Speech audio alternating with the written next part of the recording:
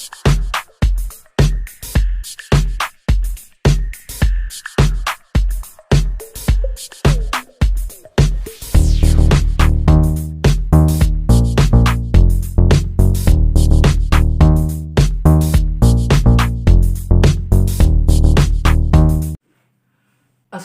warahmatullahi wabarakatuh. Perkenalkan, nama saya Muhammad Tafas Raihan dari kelas Sistem Informasi Bilingual 5A. Baiklah, di sini saya akan menjelaskan kesimpulan dari materi sebelumnya, seperti kesimpulan dari pengembangan sistem informasi, aktivitas kerja proyek, dan estimasi anggaran biaya. Baiklah, langsung saja ke materinya. Manajemen proyek sistem informasi. Baiklah, di sini kita akan membahas kesimpulan dari materi yang sebelumnya.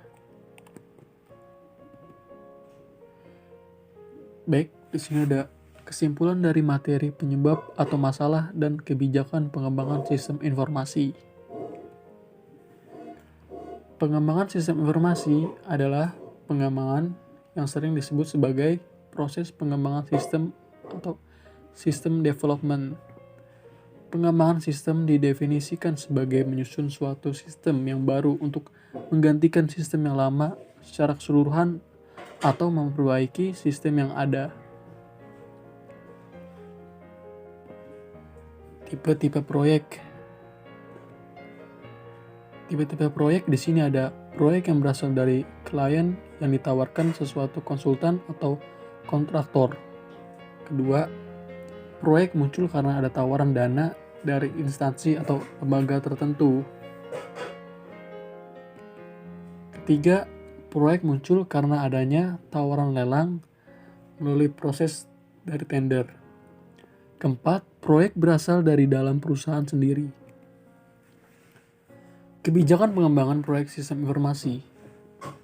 Banyak timbul permasalahan sistem lama tidak sesuai lagi dengan kebutuhan. Perkembangan organisasi berhubungan dengan kebutuhan informasi yang lebih dan luas. Jumlah data yang dioleh meningkat dan perubahan prosedur.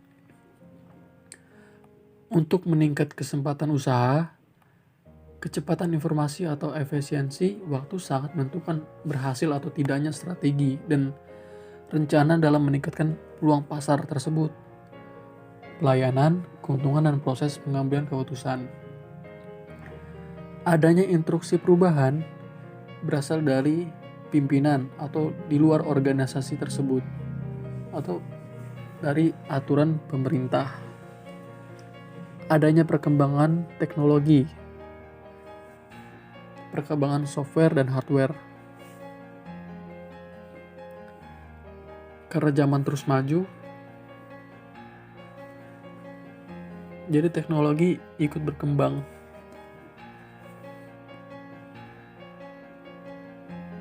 Pentingnya manajemen proyek sistem informasi.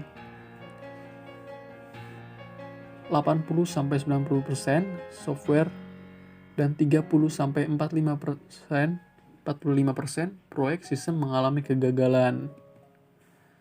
Lebih dari 50% proyek sistem IT mengalami over budget dan overtime sampai dengan 200%. Sukses jika proyek tersebut dapat dikerjakan tepat waktu atau on time, on budget sesuai dengan kebutuhan user, positive financial return. Kesuksesan manajemen proyek sangat ditentukan oleh kehandalan dan ketetapan organisasi proyek pelaksanaannya. IT diasosiasikan dengan aktivitas proyek yang berhubungan software, hardware, komunikasi, pelatihan, migrasi, dan implementasi sistem.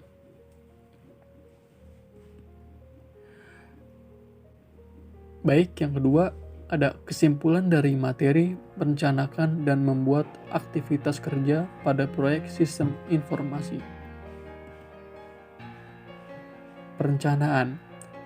Perencanaan adalah suatu tahapan dalam manajemen proyek yang mencoba meletakkan dasar tujuan dan sasaran sekaligus menyiapkan segala program teknis dan administratif agar dapat diimplementasikan. Tujuan perencanaan dapat memberi pegangan bagi pelaksana, mengenai alokasi sumber daya untuk melaksanakan sebuah kegiatan. Sarana komunikasi bagi semua pihak penyelenggara proyek. Dasar pengaturan alokasi sumber daya, pendorong para perencana dan pelaksana melihat ke depan dan menyadari pentingnya unsur waktu. Pegangan dan tolak ukur dari fungsi pengendalian tersebut. Jenis perancangan proyek sistem informasi. Perancangan strategis terdapat polis untuk mencapai sasaran serta tujuan tersebut. Perencanaan operasional. Terdapat rencana yang menjabarkan perencanaan sebagai berikut. Ada perencanaan lingkup kerja, rancangan organisasi proyek, rancangan jadwal kegiatan, perkiraan biaya atau anggaran, proyeksi kebutuhan tenaga kerja.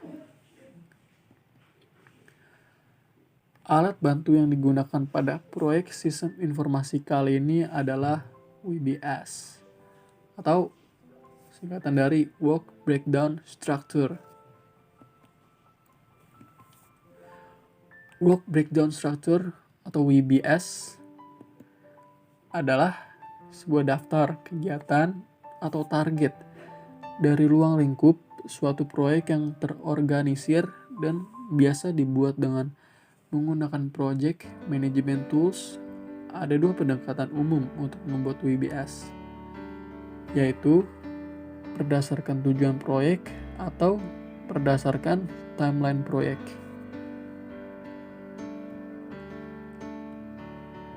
Macam-macam metodologi pengembangan sistem. Terdapat metodologi System Development Life Cycle atau bisa disingkat SLDC. Metode pengembangan sistem informasi yang pertama kali digunakan, makanya disebut dengan metode tradisional. 2. Model waterfall. Metode pengembangan sistem yang paling tua dan paling sederhana, cocok untuk pengembangan perangkat lunak dengan spesifikasi yang tidak selalu berubah-ubah. Ketiga, model prototyping. Prototyping sendiri adalah proses iteratif dalam pengembangan sistem di mana requirement diubah ke dalam sistem yang bekerja, working system atau biasa disebut, yang secara terus-menerus diperbaiki melalui kerjasama antar user dan analisis. Keempat, ada model RAD atau Rapid Application Development. RAD adalah penggabungan beberapa metode atau teknik terstruktur. Kelima, ada model spiral.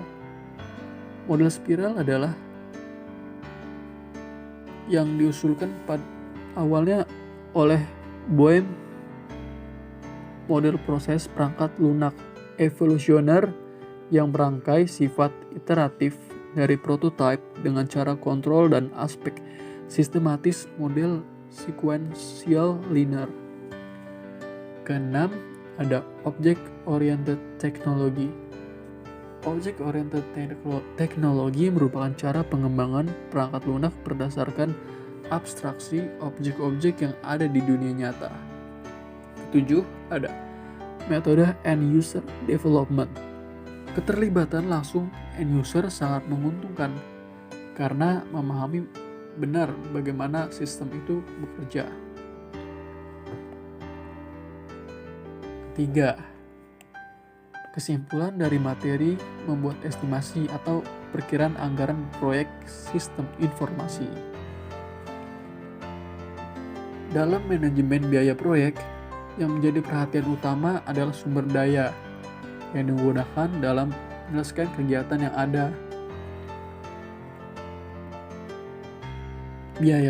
Biaya sendiri merupakan pengorbanan atau pengeluaran yang dilakukan oleh suatu perusahaan, organisasi, atau perorangan yang bertujuan untuk memperoleh manfaat lebih dari aktivitas yang dilakukannya secara bersama-sama atau sendiri.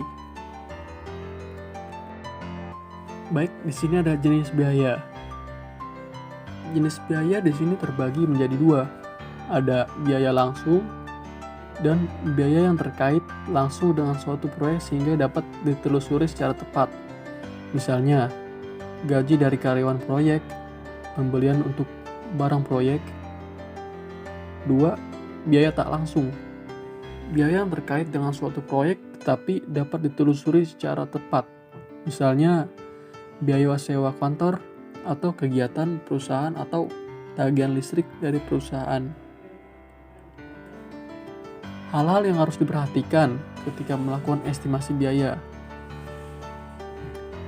Keadaan lingkungan perusahaan, nilai tukar, kebijakan estimasi biaya, file proyek, template, informasi historis, pengalaman proyek sebelumnya, cakupan proyek serta WBS dan penjelasannya, dan rencana manajemen proyek. Hal-hal yang harus diperhatikan dalam menyusun sebuah anggaran ada pernyataan cakupan proyek, WBS dan penjelasannya, estimasi biaya kegiatan, serta rincian pendukungnya, jadwal proyek, dan kalender sumber daya, serta kontrak.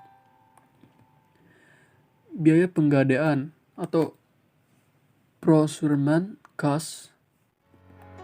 Biaya pengadaan ini biasanya merupakan biaya yang harus dikeluarkan pada tahun-tahun pertama sebelum sistem ini dioperasikan, kecuali untuk pengadaan perangkat keras dengan cara leasing. Biaya persiapan operasi atau startup cost berhubungan dengan semua biaya untuk membuat sistem siap untuk dioperasikan atau bisa dijalankan, yang termasuk biaya-biaya persiapan awal adalah pembelian perangkat lunak sistem, biaya instalasi peralatan komunikasi seperti sambungan telepon, satelit, frekuensi, biaya persiapan personil, biaya reorganisasi, biaya manajemen dan staf yang dibutuhkan dalam kegiatan persiapan operasi. Biaya-biaya persiapan operasi ini juga biasanya merupakan biaya-biaya yang terjadi di awal-awal tahun sebelum sistem dioperasikan. Biaya proyek, project related cost. Biaya persiapan operasi ini juga biasanya merupakan biaya-biaya yang terjadi di awal tahun sebelum sistem ini dijalankan atau dioperasikan.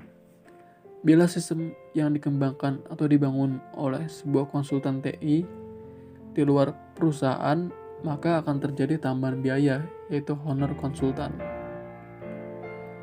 Biaya operasi, ongoing cost, dan biaya pemeliharaan, maintenance cost. Berbeda halnya dengan biaya-biaya yang lainnya.